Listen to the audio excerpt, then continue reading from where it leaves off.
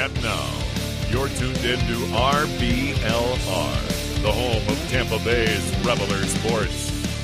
Hello, everyone out there in Tampa Bay and beyond. We are coming at you this week, RBLR Sports, to cover the Tampa Bay Rowdies. Now, we have already done our review portion of the show that covered the FC Dallas game and the Las Vegas Lights game, but we do have a preview portion that we need to include. So this week we had State of the Republic podcast on to discuss with us Sacramento Republic and how they are doing out west this year. Now, just being straight up with you, I don't know a ton about what's going on with a lot of the teams out west. It's kind of difficult for me to track because of the timing of their games. They told me that it was similar for them, so fair enough. To include all of this coverage, because we did so long covering the recaps, we are going to do this as a bonus show. If you would like to listen to the recap, that will be obviously in our feed. This bonus show with all of the preview coverage will be in our feed as well, but specifically just for the Sacramento Republic game. And we appreciate State of the Republic for joining us. It was such a good time talking to them, not only interpersonally, but as always, we learned so much speaking to people who actually cover the teams out west. I know that we've talked with people covering Memphis and FC Dallas so far. I hope to have a lot more of these types of interviews because I don't know anything like they know things going on with all of those teams, Memphis, Dallas, and now Sacramento Republic. So yeah, Sharon, Jared, Luis, thank you guys so much for joining us. State of the Republic podcast. Listen to them every time you can, folks. And of course, please listen to RBLR Sports, where we can give you all of our coverage, both preview and review coverage. Now let's get into that interview with State of the Republic about the game this weekend.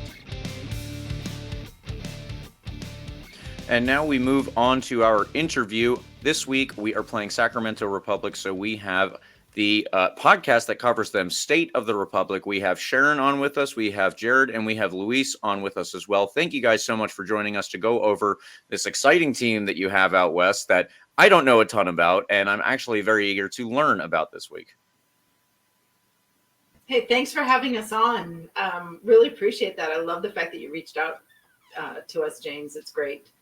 Yeah, well, as I said, it's unfortunate that we don't know a ton about the teams from out west because there's a lot of interesting stuff going on out west, and it's just difficult. This is something that you and I were saying a couple minutes ago, but it's difficult for the people here on the East Coast to follow teams on the West Coast, and as you said, probably difficult for you guys to follow us because of the times that our games are on when you might be driving to to go see your actual teams play. But yeah, it's still a big country, and it's difficult for everybody to get fully in touch with the whole league. And those people who do, congratulations to them. I don't know how they do it. But yeah, I just wanted to start with things and see how – I know Sacramento is doing pretty well in the standings, so we'll start there. How is the season going so far? Yeah, I'll chime in on this one. The season, it's been going really good as of late. It's been a little bit, not as great maybe as like other years, but I think the team with the Open Cup, with making our run for that, like they're trying to figure out how to best work with both tournaments. I mean, we've done it in 2022 where we had a good team in the league, a team that made it all the way to the final. But it's been a little bit difficult lately with us having Rodrigo Lopez get injured and a season-long injury, which has been a big impact not only on ourselves as fans, but also on the players on the team. And we kind of saw that reflected on Saturday, but we're hoping that, we could push through and just send the best vibes we can to him, because I know he would want that. He doesn't want, the players to fall back because of that situation. But Russell is another guy who's going to be out for a long time, 9 to 10 weeks. And so we have a team that doesn't have two guys who have been pretty critical too, but that's not to say, the rest of the team, we have a lot of guys who like step up to the pitch and who are leaders as well. And so it's a tough situation right now with the standings and where we're at. I know New Mexico just passed us, but we still have a good, strong, solid team, thankfully, because the team really made sure that we got a strong foundation and, a good bench that can step up whenever they need to. Gotcha. And I would echo that. most teams, when you start throwing the bench on the teams that we play against, they're thinking, oh, they're throwing the bench on. You can't do that with Sac Republic. Our bench, when you've got guys like Jonathan Ricketts and you've got Aldair Sanchez who can step in for Dami Villader or anybody, and right now we've asked Rafa Waregi, the number 15, to step into a role that he hasn't quite, been asked to do because of Roro's being out. What they've done, and these are some players to watch. Luis Felipe, our number 96, I think is what he is. When he's on the pitch now, he's kind of doing he's taking over the marshaling of the midfield that Roro used to do. So he's being allowed to kind of play wherever he needs to play.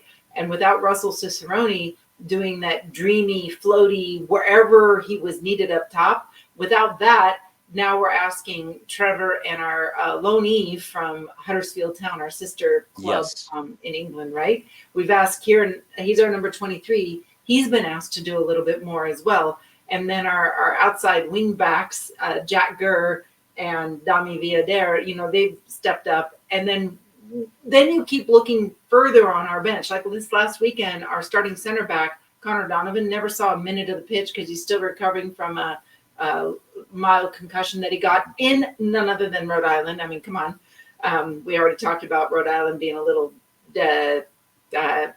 what's the word I want, Jared? A bit rough. That's putting it nicely, dude.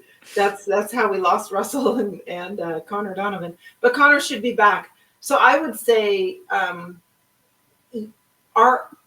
it will be a very good match to watch. I know it's going to come on late for you guys, but if you can stay up and watch this one, if you guys beat us, that's going to be weird because you know how many fans we get in our stands, right? We fill to capacity almost every single time. We're loud, we're obnoxious. Our coach, Mark Briggs, has told us, he's given us all instructions to make it the hardest place for an opposing team to play. And I know that most fans will absorb that and do that anywhere, but we're kind of extra when it comes to that, just because Mark Briggs will turn around and look at the sections that are not cheering and make sure that we get loud. He's amazing. He is like freaking everything to us. So on that note, we got Danny Vitiolo. I mean, come on. And as far as the Tampa Bay folks having to stay up late, don't worry about it. Ain't nothing a couple sweet teas and a pub sub from Publix that can't do to fix it. There you go. Can we talk about food for just a second? Those subs Go for it. From Publix, oh my goodness. Jared introduced us to those when we went back in 2022. The three of us went back for the final in Orlando City. Yes. And I was actually at that one. Or no, I'm sorry. I was at a different one that earlier that year in Orlando, but then we had other people who went to the final where Sacramento was playing. Sorry, I'm mixing up games. Yeah, it's okay. But Jared took us on a tour. I mean, that man introduced us to so many things. It was just crazy nuts. And thank goodness that town doesn't necessarily roll up its streets at 10 p.m. because Jared was out karaokeing until what time? It was about maybe 1 or 2 a.m. And I tried to invite them both to join, but I guess they weren't up for it. Yeah. That part of town where we were staying wasn't the safest. I don't know. I just, Yeah, I would say so. Obviously, being from Tampa myself, and specifically also on the west coast of Florida, we generally don't tend to look at Orlando in the highest regard. But I will also say, I think Orlando City did a nice job building their stadium. I can't hold that against them. That being said, I also don't think that it's specifically always the best little places around it, and that's true. But if you do a little bit of a walk there, I know they have the Big Storm Brewery there, and then past that, I think, is where it's usually people go to hang out afterwards. So I will give Orlando City their due. I do not like the club, but I have seen them do some good things, and I really wish that they had lost that game. But we won't focus on that one too much. Yeah, because we're kind of hoping that your club, the Rowdies, do not win this Saturday. Yeah. But we want to hear more from you. Well, yeah, so I was going to say, let's get into the teams a little bit in terms of the way that they line up. And this will also be for the Sacramento fans who we ultimately get to out West Coast. Nice to meet you guys. But yeah, so for the Tampa Bay Rowdies, it is frequently been a 3-4-3 type of setup. At the back, we will have the same three players until the last couple of games. So that has been Aaron Guillen, Forrest Lasso in the middle, and Jordan Doherty at the right. Unfortunately, though, at the end of the Tulsa game, which was not this past Saturday, but the week before, the player in the middle who has been one of our absolute rocks, Forrest Lasso, he had what we would probably call an up and down season in 2023. Coming back from a year abroad in Sweden and rejoining the club, it wasn't the best that I think a lot of us have seen him play for the Rowdies at times. I will still say he's a very high quality center back, but then he comes in this season, and whatever was going on, I think we can all say was very much behind him. It's unfortunate, though, that in the end stages of that Tulsa game, he apparently tore his ACL. So this is something that you and I had just discussed a little bit, Sharon. But yeah, ACLs are a big problem in this sport, and it really sucks. I hope that there are teams and teams and teams of people trying to figure this out, because they are taking a lot of really good players out for a really long time, obviously, because that's how long it takes to get back from an ACL injury. But with him out, we have gone with recently, the last two games, we have gone with Jordan Doherty moving from the right side of the defensive unit into the middle. And then who was our right wing back, Eddie Munjoma, whom you guys might remember from his days with Phoenix Rising. He has stepped into the right back spot on the defensive unit. And then we brought in a player from the Canadian Premier League, Pacific Nyongabire, to be our right wing back. So that's the way that we have been filling in for that problem in the last two games, including in the Open Cup versus Dallas. That was a bummer, but we won't focus on that one for this particular interview. Then Lewis Hilton is one of our really important players. He will sit in front of the back line, and he is very good at mopping up there. He is very good at putting himself in front of the opposition midfield and making sure that they have a tougher time trying to create and trying to actually get those chances going from there. And then I will also say that in front of him, we have usually gone with a double 8 system. So frequently that has been Danny Crisostomo on the right side. He will like to combine with whoever is the right-sided defender and the right wing back. Like I said, recently, Eddie Munjoma and Nyongabire. And then on the left side, it's been Josh Perez as the nominal 8, but he will also get forward frequently. And he will combine with our left wing back, Blake Bodley. I believe another player you will probably remember from his days with San Diego Loyal. Rest in peace. We do not like San Diego FC. And then up top, we have had, I understand that there are players who are scoring more, but I think together, these two have been the best in the league, and that's Manuel Arteaga, very frequently out on the West Coast, and Cal Jennings. So it's been a very good season. I think that this is going to be one of our biggest challenges right now, is adapting to the fact that Forrest Lasso is out for the season.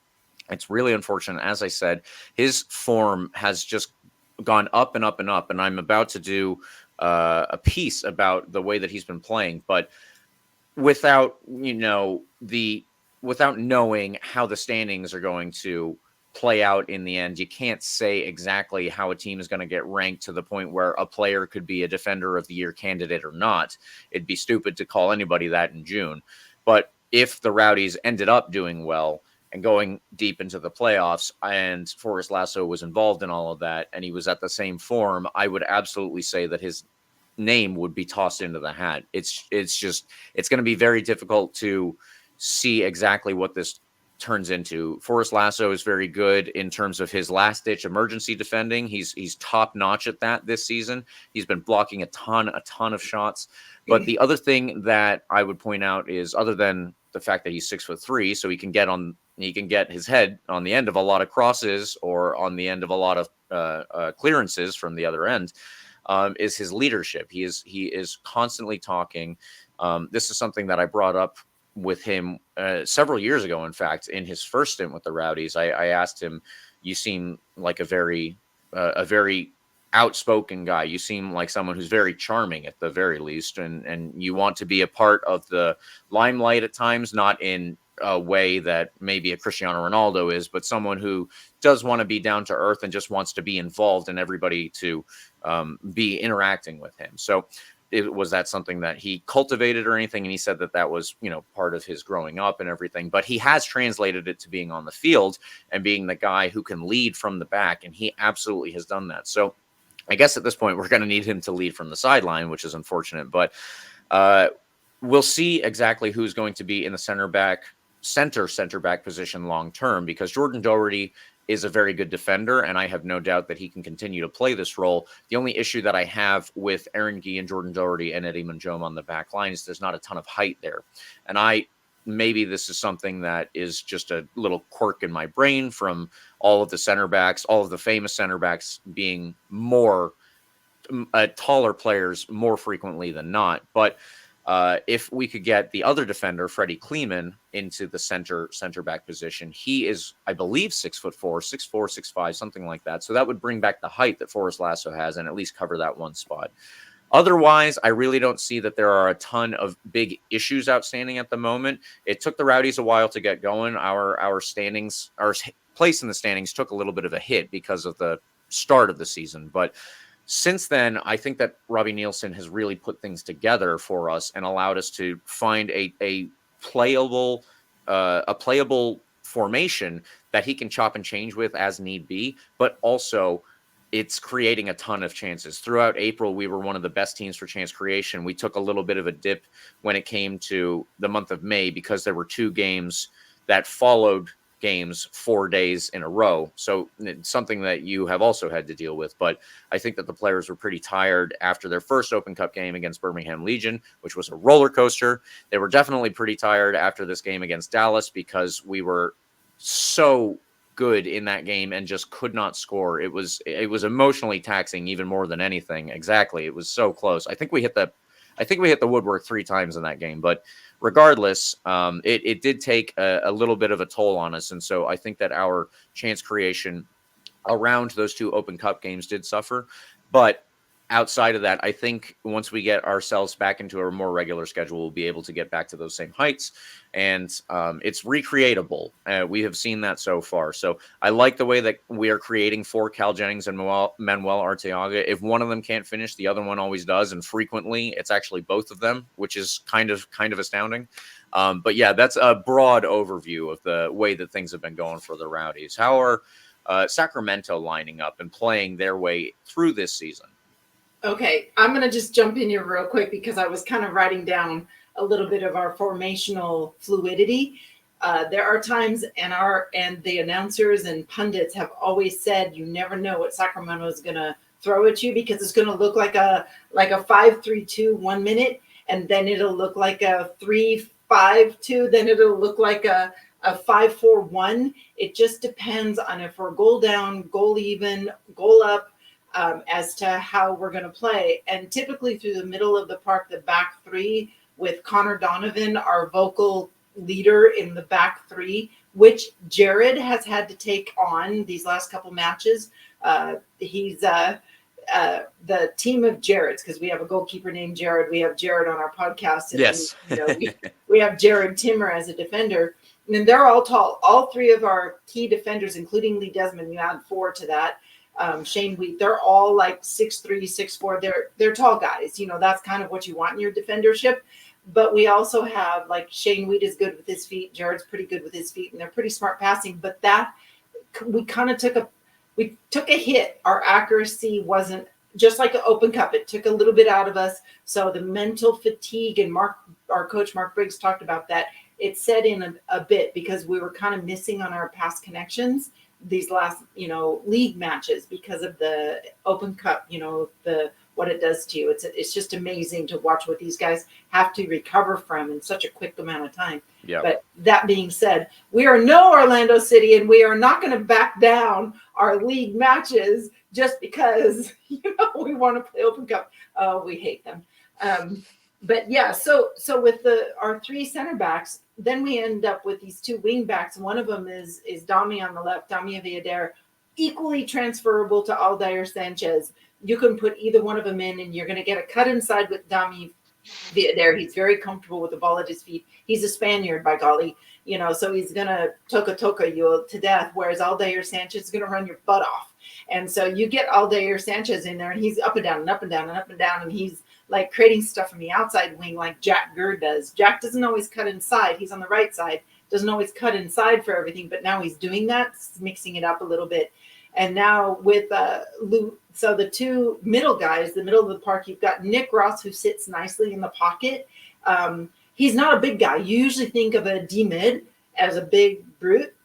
That's not what you get with Nick Ross. You get this fine ability to understand the game. Is the most unsung hero of heroes on our squad, right? Mm-hmm. So he reads plays like nobody's business. So does Luis Felipe. Okay, so I always wondered for the first, and Jared and Luis will echo this, I used to say, what is Luis Felipe doing? And then it's like, oh, if you watch him, people can't get past him. He positions himself so well that you can't, if you're going to try to play him and one-on-one him, you're going to lose every single time, because the dude, he reads things. He's Brazilian. I mean, come on.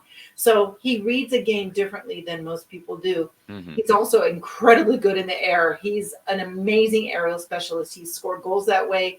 He sees things quickly. Execution, now he's being stepped into a different role, so he's going to be adjusting. So he's moved higher up on the pitch the way that Roro used to do. So this is going to be a transition for him. And then you still have other guys on the pitch. Yes. You still have Rafa coming in as one of the attacking mids, and he's been allowed free reign to run. So he can be left side, right side. It doesn't matter. He's just going to do it, and he's going to mix it up. Or you're going to get Christian Perano, who's going to do the same thing. We still think that Christian Perano needs to have a plan before he gets the ball. We don't know how much we see of that. And then at the top, you've got Kieran, now used to be Russell, and Trevor. Trevor Amon sometimes ball watches. So if he can break that, Trevor, I love you so much. I know you're going to hear that. I don't mean that badly. I think that was more in the early days, but he still has, like, look at how many goals the man has already. He's incredible. He's a goal scorer. So is Kieran. I mean, you just never know. Kieran's going to outrun you. If any of your center backs are slow, it's lights out for them. Kieran can outrun you. So can Trevor. So I would say that's kind of our core. But then we have like this deep bench with Jonathan Ricketts and, anyhow. Sorry, guys, I didn't mean to hog that one, but I was like totally writing down our formations, because you just never know if we're going to be a 3-5-2, a 5-3-2, or, a 5. You just don't know. We're fluid. Yeah, and I'll add one more player that I think you hadn't mentioned yet is our goalkeeper, Danny Viriello.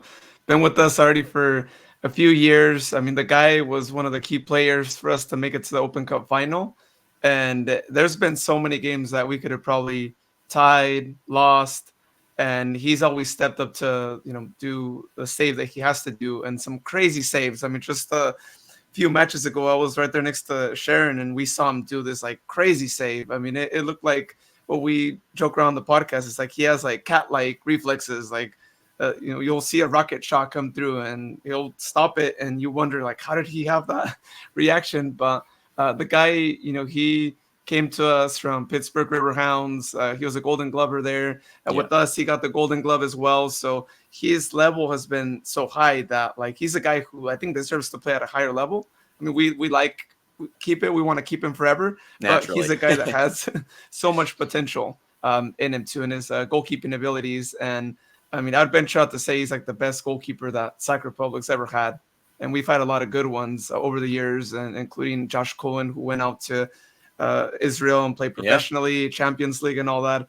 But Danny is just a whole other person. Nicest guy too. You'll talk to him after the game, and he'll go and greet the fans regardless of the score. But I'd say he's been a big part. If you tell me like top 3 players, especially over the last few years, he's one that is stuck around, and he's done really amazing. Gotcha. And one more thing, Luis kind of talked about up the gut. We have learned how to play the old-fashioned way where the ball comes, straight from Danny. It can go straight up the middle of the park, whereas a lot of teams, and we do it too, they'll swing it to the wide, they swing it outside, they try to find, the openings on either side. we have had some success going straight up the middle. So, and a lot of that starts with Danny and Connor and Luis Felipe and Nick and Kieran, so, trying to slot those seams and creases, it's been a fabulous transition from other years to see that old-fashioned style of play. It's like, okay, you're going to try to force us outside while you're busy doing that. We're just going to come right up the middle. It's really quite fun and very entertaining. Our soccer, it's very entertaining. Danny makes for half of the entertainment, though, I will say, right, Jared?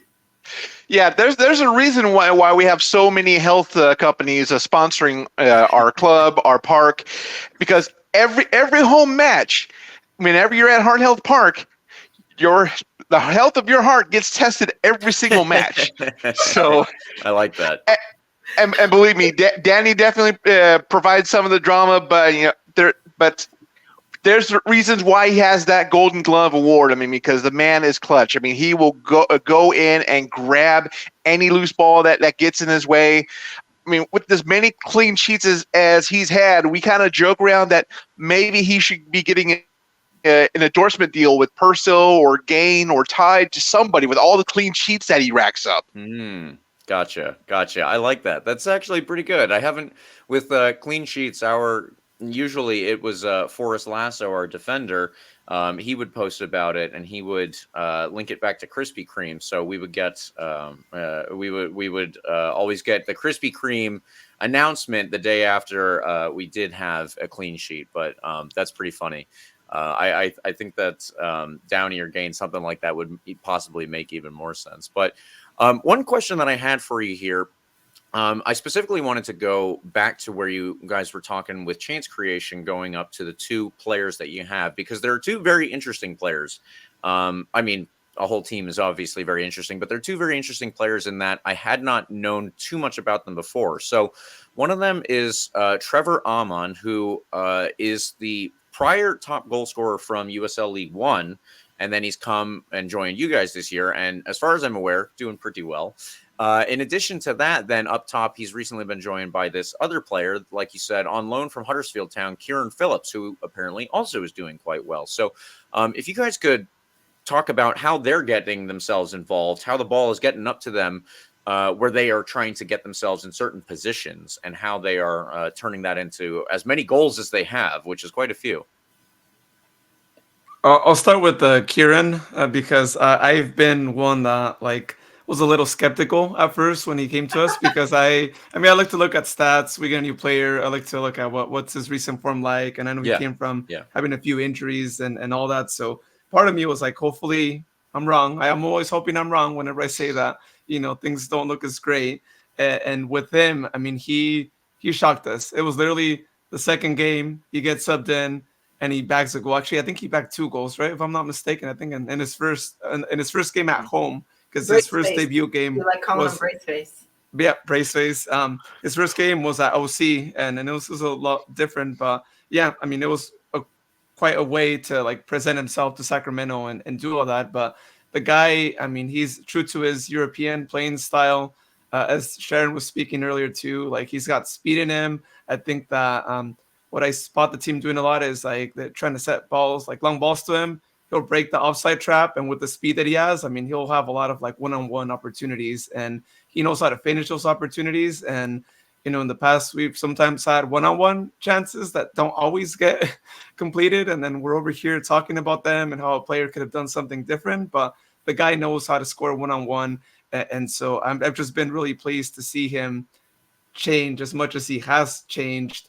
And to see him fit in so well with us, to see him score more goals, and at this point, and looking at his total goals count, I mean, he's scored more goals than he has in I don't know, the past few teams he's played with. So he's made an impact, and we've only had him for a few games, but it makes me happy to see that a player who may have not had the best stats can show any other player out there, or maybe any other person who might have commented the same thing that I would comment on a player, that hey, you just never know. Some guys fit in certain teams with certain formations, depending on your coach as well. We have a coach that's very motivating. That I mean, he's also from England, so they have that companionship to relate to each other and all that. But he's been really, I think, inspirational to him in this short amount of time, that he's transformed him into this guy who's a scoring machine, and who like has also assisted, and a guy who enjoys playing, and who enjoys speaking to the fans. And yeah, I've just been really surprised by him. With Trevor, Eman, I'll let like Sharon do more speaking on him. I know she's like gotten a chance to like talk to him a little bit more, and all that. So I'll let you. Well, I was gonna just piggyback. A team, a player who's not from here, when they've fully become invested to here, when they make the trip to Tahoe or Napa. And I think on social media, we now have seen the guys make the trip to Tahoe and Napa. And it's like, okay, they're settled in, they love it here. And that's half of chemistry, is when the guys go to where everybody tells them, are good places to go. And and that sort of a thing. So Tahoe and Napa are the big ones. San Francisco, of course, because we're right in the heart of all of that. It's like, but what about Amador County for your wine? That's okay too. But anyhow, I digress. Trevor Alman, in the very beginning, we were a little, well, like I said, we were a little concerned how well he was going to fit in. And then he's like scoring goals. He is a very good aerial specialist. He can redirect the ball. I don't know if he stays late in trains, because we talk about other players that stay after practice and work on set pieces, or they work on specific things for themselves. But Trevor's very good in the air. He's a tall guy. Both Kieran and Trevor are very tall, so that kind of helps him. Trevor's good with his feet. But the guys will find him because he has a tendency to sneak away from his defender and find just those right seams and creases, more on the left side than the right side. He's more of a left side guy. Wouldn't you say that, Jared and Luis? He's kind of more of he leans left, but he can score with either foot. That's what's weird about Trevor, is his scoring ability is he's ambidextrous. He can do either foot, doesn't matter. But he's very good in the air. So on set pieces, those sorts of things, or balls being crossed from the right side, Jack or whomever is giving the ball in, that's where Trevor is very dangerous. He can also do the one-on-one. Although there was one match, I forget which one it was, you guys, where we were joking at how we needed to move the goalpost 4 inches to the right, because we kept hitting that post, the right post. And it's like, it doesn't matter who it was that was trying to score. It was everyone hit that far post on the right side. But Trevor's very pacey. One of the things that I think he's doing more of is defensive work on both sides of the ball, like tracking back. The guy, the striker that's 5 yards away from a player, but he doesn't put any threat on him when his opponent has the ball. And it's kind of like we're seeing Trevor bloom into a both side of the game kind of guy. Because he still has the speed and the stamina to break away when he needs to. So he can still get up and get dangerous, even if he's dropped back 5 or 10 yards to do more defensive work and try to repossess the ball when we lose possession. One thing to know about our squad is we are really good on the counter, but we're also very aware of the counter against us. Okay, gotcha. Yeah. So that's one of our strengths / weaknesses, is because we're good on the counter, we can spot it coming, but sometimes we don't prepare for that counter. If there's a broken play and you guys have numerical superiority and we've forgotten one flank or the other, that's when the opposition is the most dangerous. And you can almost see a goal coming when we get broken down and we don't get numbers back to cover. So you'll see this last match that we played, the guys did a much better job at recovery, to get the balance back, because there's a way that a defense needs to angle in, depending on which side the ball is on, that the other team has the ball. Right. There's an angle that has to be built with your defense, whether it's a wing back or whomever. And I saw it happening so much better this last match that we didn't get caught on the counter. But that's typically how teams have scored on us, is counter or leaning into the offside. What team was it that caught us? We swore one of the goals, Jared, that they scored was offsides, but it counted. Oh gosh, was it Rhode Island? I'm trying to remember. At any rate, Phoenix. It was Phoenix at Phoenix. it was okay. Yeah. Yeah. Yes, it was Phoenix at Phoenix. Yeah, I'm not sure if it was Rhode Island, but then again, that may have been the match that I was able to catch. I think it was Phoenix, Jared. It might have been Phoenix. But so when we're on a one-on-one with our defense and the striker leans on Connor a little bit, if Connor's our center back, that's where we're a little bit weak, is trying to keep everybody on side when you've got a fast striker. So, Gotcha. yeah, Luis, would you agree on that? Yeah, no, I do agree on that. I think there's things they need to work on. I mean, our numbers might not be as like bad. I mean, we're the only team in USL that hasn't lost yet, and but we are building up a lot of ties, and that's a little concerning for us because a few years back we were a team that had the most ties. So much so that Jared would actually joke and say that we should get sponsored by Men's Warehouse because we were collecting way too many ties. So. We hope we don't get back to that point, but defensively the team's been pretty good. I mean, we haven't had as many goals scored against. In fact, right now I believe we are the best defending team in the West. Overall, we're just one away from Detroit, which has 7 goals against. But Detroit's had a really good team, and in fact, they have our former one of our former goalkeepers. He only started in the cup, Carlos Saldaña, but their coach is actually someone who used to be assistant coach for us last season. So I think that says a lot about our coaching staff and what they have going on. But yeah, for us, it's been good, but we just need to fix those things because it is going to take a toll on us, especially with us having Open Cup and having to prepare for that, which we have a really tough match. Coming up with Seattle, and we know that the players are prioritizing that, and the team is for sure trying to get back to another final because we want to get to that point, and we've always had teams that have put a lot of emphasis in the Open Cup, and it's great because I think that's how it should be. Amen there, absolutely. But it's going to be very interesting for this game specifically in the way that you guys are saying Sacramento is as strong as they are defensively, because while the Rowdies have had our ups and downs in terms of the numbers that we've scored, it's frequently been on the higher side recently because, as I said, April was a very strong month for our chance creation. But then outside of those couple of, let's say, bogey games that we had, like a very fluky one versus Memphis, it has mostly been that the Rowdies are creating a ton of chances and they're getting a ton of shots off, especially. I don't know if this is something that you guys would have seen or not, but I mentioned there are 2 games before this last one versus Las Vegas. It was at home versus Tulsa and then at home versus Dallas. And we had over 50 shots in those 2 games. And then if I include the one versus Las Vegas, then it goes up to over 70. And that's like nuts. Those are crazy numbers. So it's about, obviously, it's about converting those more than it is just creating them. But you would have to imagine that if you continue to have as many shots as we have been creating and ultimately putting on target, some good number of those are going to go in, and frequently that has happened. So I'm going to be very interested to see exactly how that plays out against the defense that you have put together over in Sacramento. But yeah. Let me ask you this, James. Are your shots from inside the 18, outside the 18, right, left? Is there a pattern to the shots that are taken?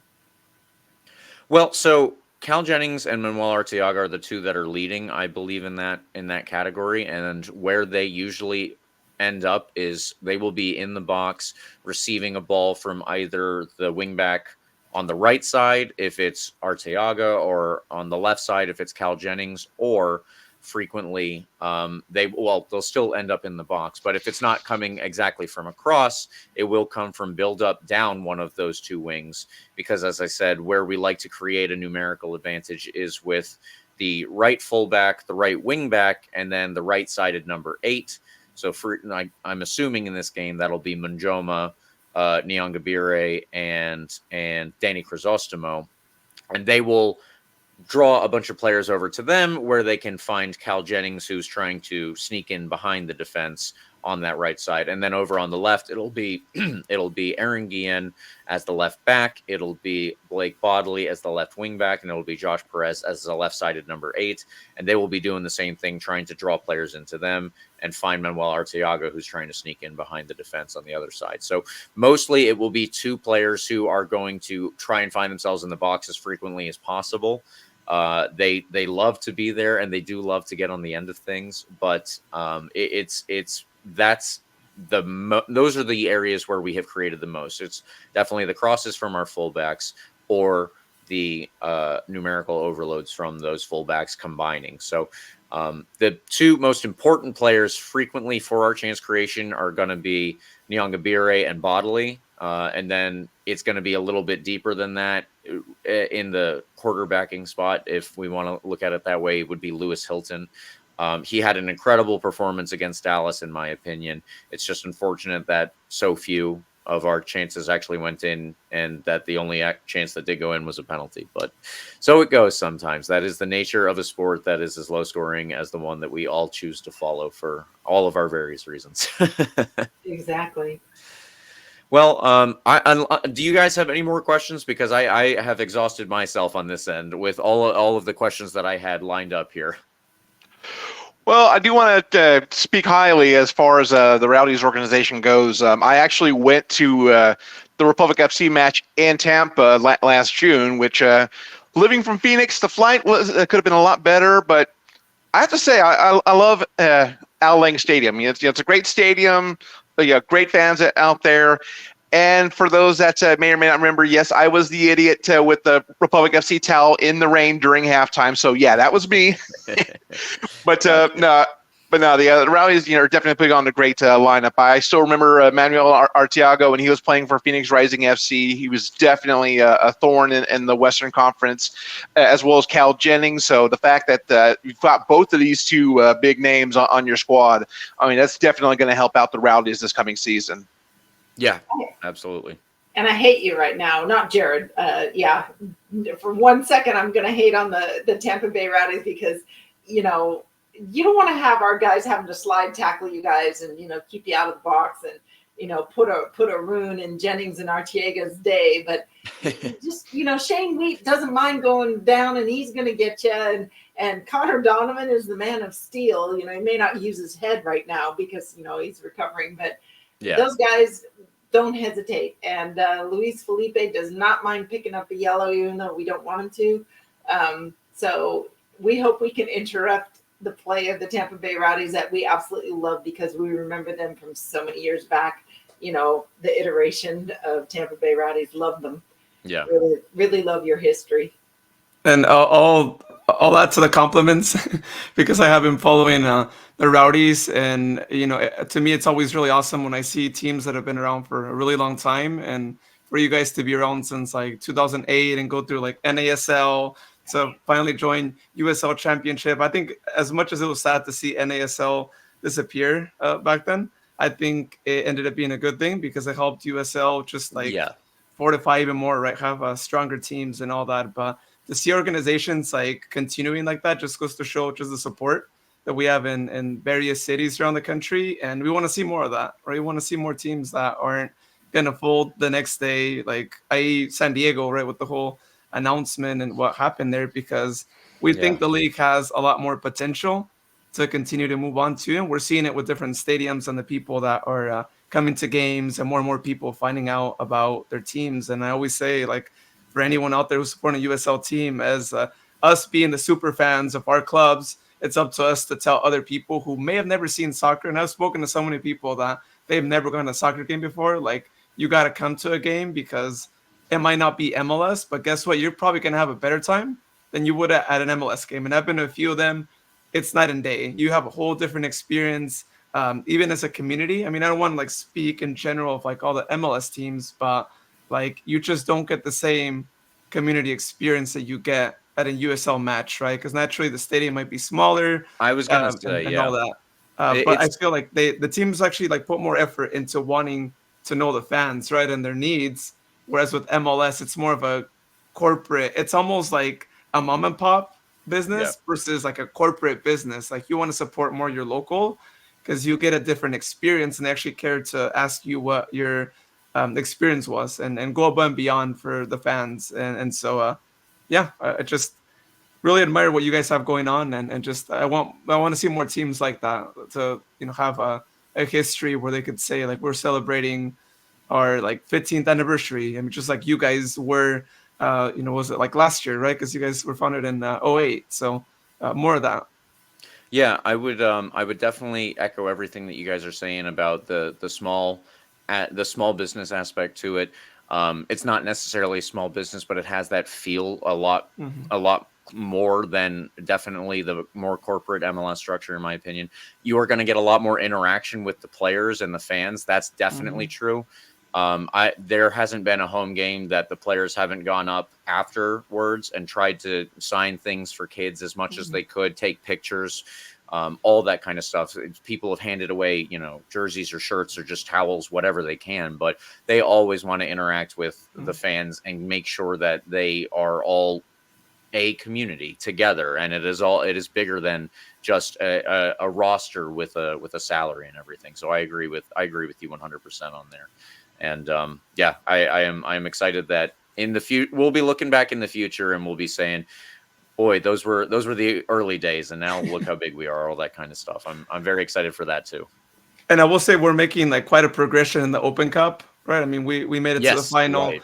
Aside from us, I mean, other teams in the past have like also done really good. When Cincinnati made it to the semifinal before they were MLS, I remember watching that game, taking it to PKs, and it was the most dramatic thing, right? But I think in seeing more clubs and seeing Tampa Bay give Dallas game, right? Because we're not seeing results that are like, I mean, I'm not going to speak for all the teams because certainly some teams, it's like a blowout game, but we're seeing more USL teams that are more competitive against these MLS sides than we ever saw before. And heck, some of them beat them, like Detroit beating Dynamo in a crazy intense like penalty kick shootout.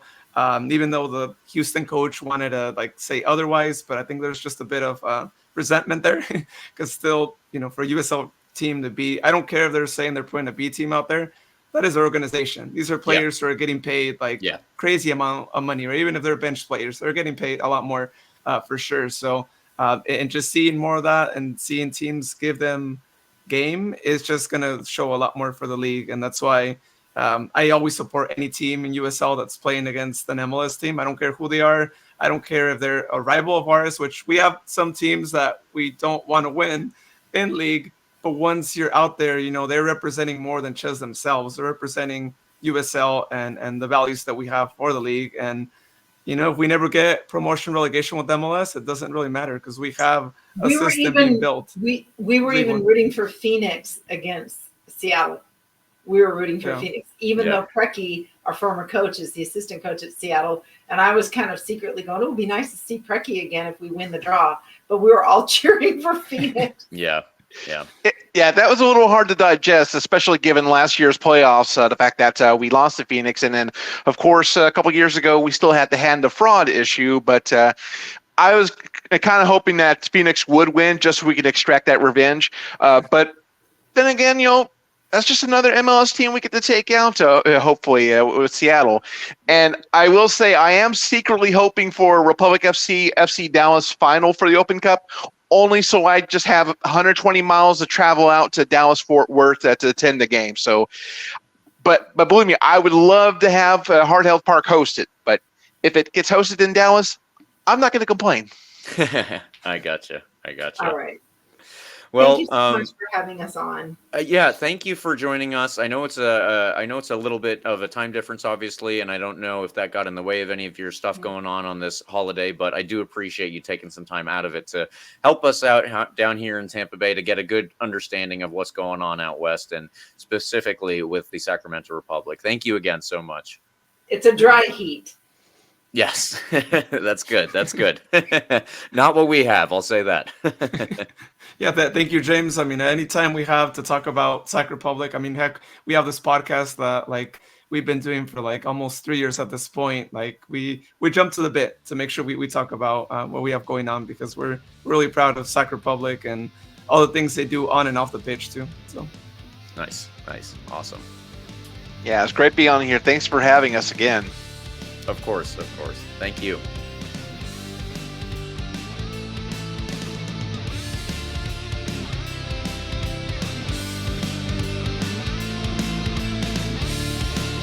Thank you for tuning into this presentation by RBLR Sports. On your way out of the stadium, please remember to like and subscribe.